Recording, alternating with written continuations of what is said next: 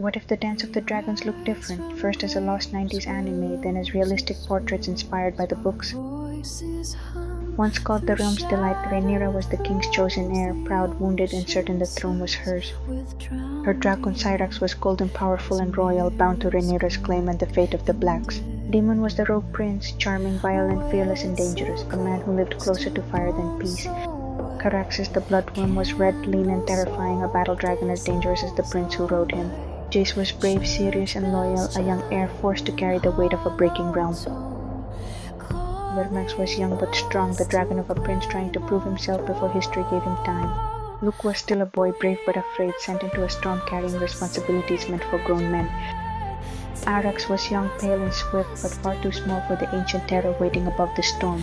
Baela was wild, fearless, and restless, a true daughter of Daemon born for speed, danger, and dragonfire. Moondancer was small, pale green, and fast, a young dragon built for sudden movement and fearless attack. Rhaena was softer than Baela, gentle and graceful, carrying quiet strength rather than open fire. Warning was pale pink and young, a fragile sign that even after ruin, dragons had not fully vanished. Rhaenys was the queen who never was, proud, fearless, and sharp, a woman denied a crown but never stripped of dignity. Meleys, the Red Queen, was scarlet, swift, and deadly, one of the most beautiful and dangerous dragons of her age.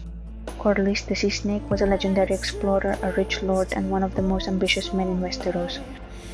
Mysaria, the White Worm, knew the hidden city, whispers, secrets, betrayals, and the price of every powerful man. Alicent was not a helpless queen. She was proud, political, and protective, fighting for her children's place in history. Aegon II was a reluctant king at first, but once crowned, pride and fear made him cling to the throne. Sunfyre was called the most beautiful dragon in the known world, golden as sunlight with pale rose wings. Aemond was cold, proud, and brutal, one violet eye, one sapphire socket, and a hunger to be feared. Vhagar was ancient, colossal, and terrible, a living memory of conquest old enough to make kingdoms tremble.